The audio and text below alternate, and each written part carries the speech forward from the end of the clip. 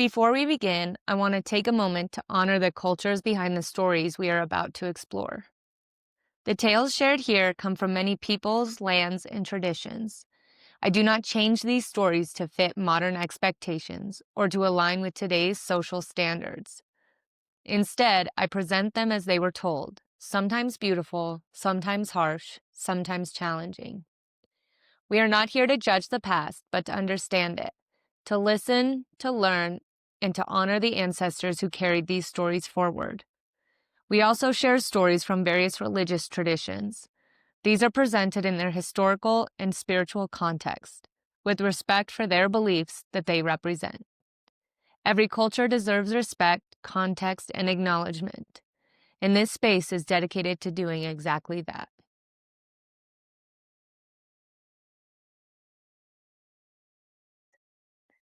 Story 1, Offerings to the Fae, the gift that keeps the balance.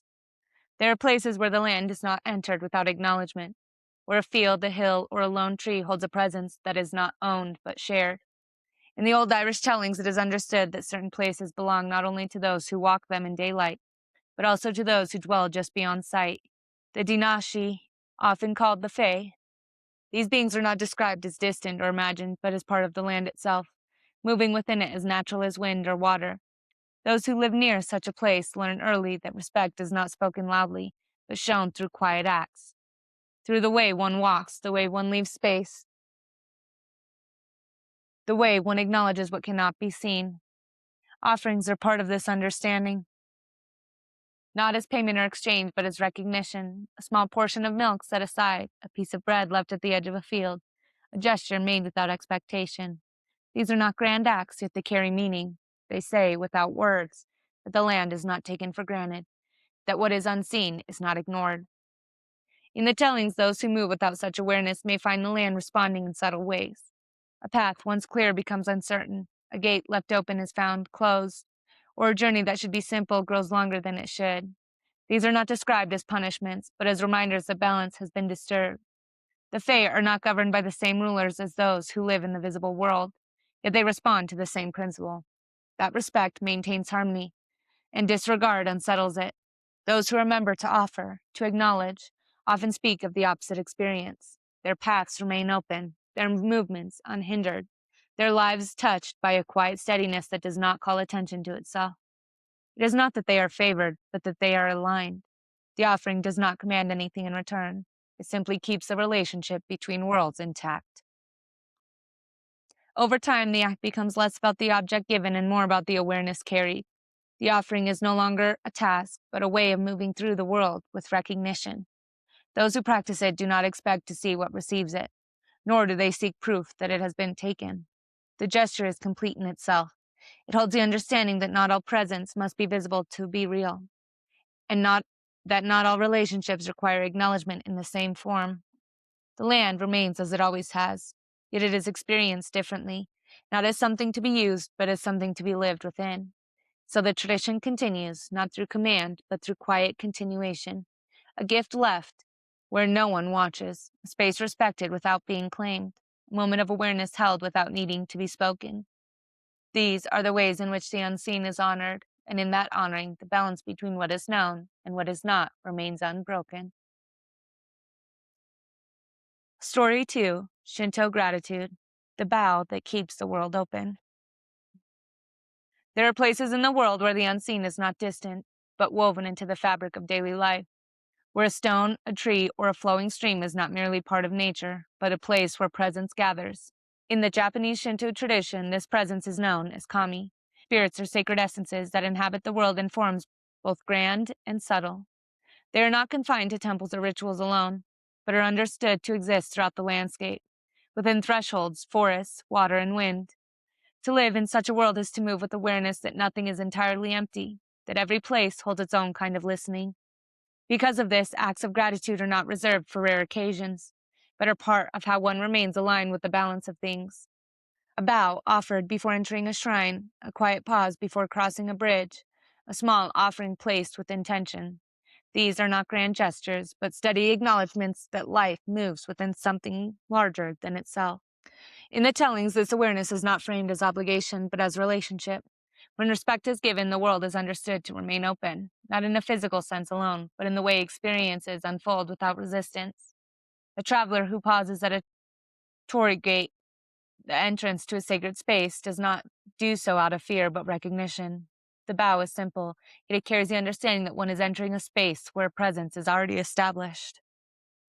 Those who move through such places without awareness are not described as condemned, but as less attuned, as though they pass through something without fully entering it.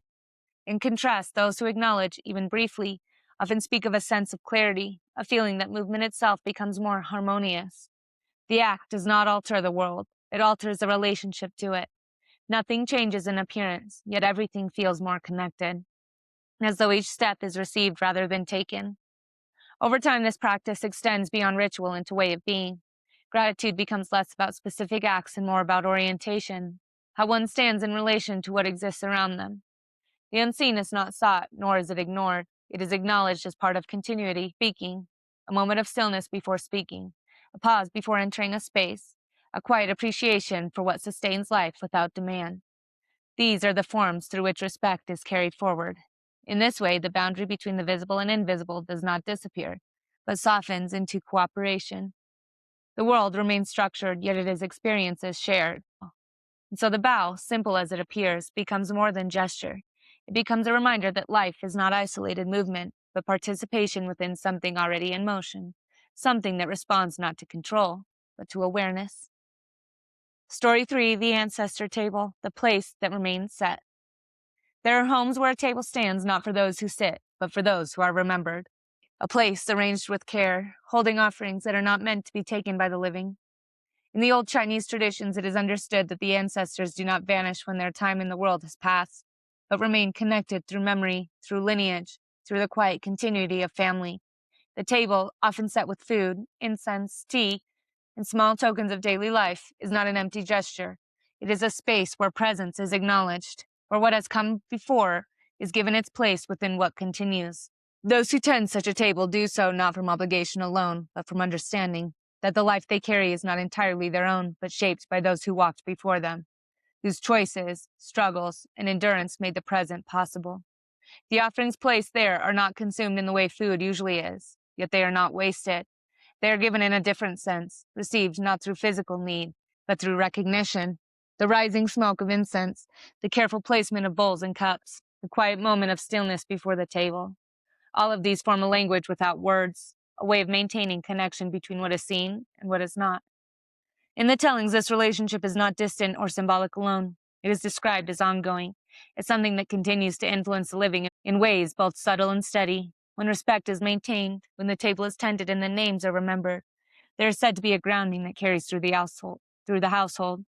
It is not always dramatic or visible, but it is felt in the way decisions come with a certain clarity, in the sense that one is not acting alone, but within a line that extends beyond a single lifetime. The ancestors are not thought to intervene as rulers or judges, but as presences that remain aware, that respond to acknowledgement with a form of quiet continuity. Those who neglect this connection are not described as punishment, yet something is said to loosen. The thread that binds past to present grows thin, and with it, a sense of belonging becomes less certain. The table, when left unattended, does not call out, yet its absence is felt in what is missing rather than what is present. It is not the objects themselves that hold the meaning, but the act of remembering, the willingness to pause and recognize that the life being lived is part of something longer, something carried forward, rather than being anew. Over time, the meaning of the table deepens beyond the objects placed upon it. It becomes a place where the living encounter not only those who came before, but themselves as part of that continuum. The offerings change with the seasons. The incense burns and fades. The rituals may shift in form, yet the intention remains steady. It is not necessary to see those who are honored there, nor to hear them, for the connection does not depend on proof. It exists in the act itself, in the quiet recognition that presence does not end when form does. Those who maintain the table come to understand that remembrance is not passive, it is active, shaping how they move, how they decide, how they understand their place in the world. The boundary between the living and the ancestral does not disappear, but it softens into continuity, into a shared existence that does not require constant attention. It remains whenever it is acknowledged. And so the table remains set, not because it must be, but because it holds something that would otherwise fade. The awareness that the unseen is not separate, that the past is not gone, and that what has been carried forward continues to live quietly within all that follows. Story 4, Libation, the drink that returns to the earth. There are moments before speech, before decision, before the beginning of any act that matters when the ground is addressed first.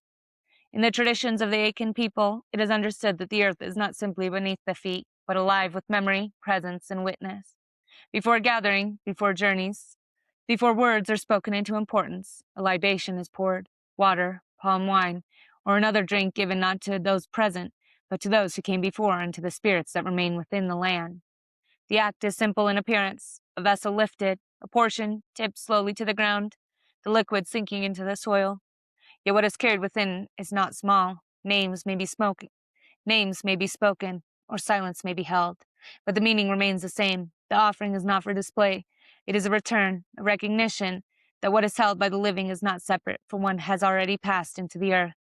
The ground receives without reply, yet it does not remain unchanged by the gesture. Something is acknowledged, something is opened, not through force, but through respect. In the tellings, this act is not understood as request alone, though it may carry the shape of one.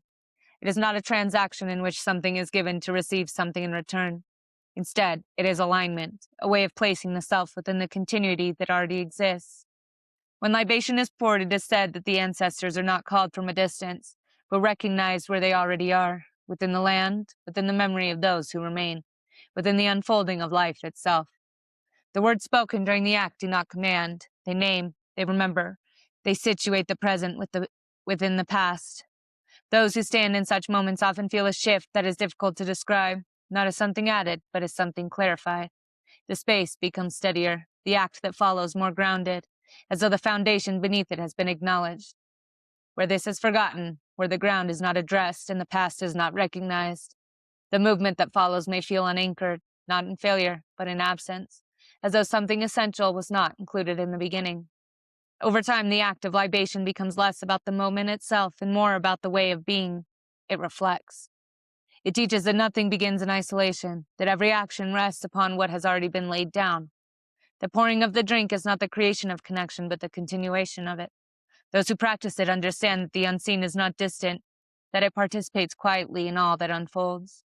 The ground remains as it appears, receiving each offering without visible change. Yet those who pour come to know it differently, not as something walked upon, but as something that holds and returns. The libation does not end when the liquid disappears into the earth. It remains in the awareness it shapes, in the recognition that the present is not separate from what has come before.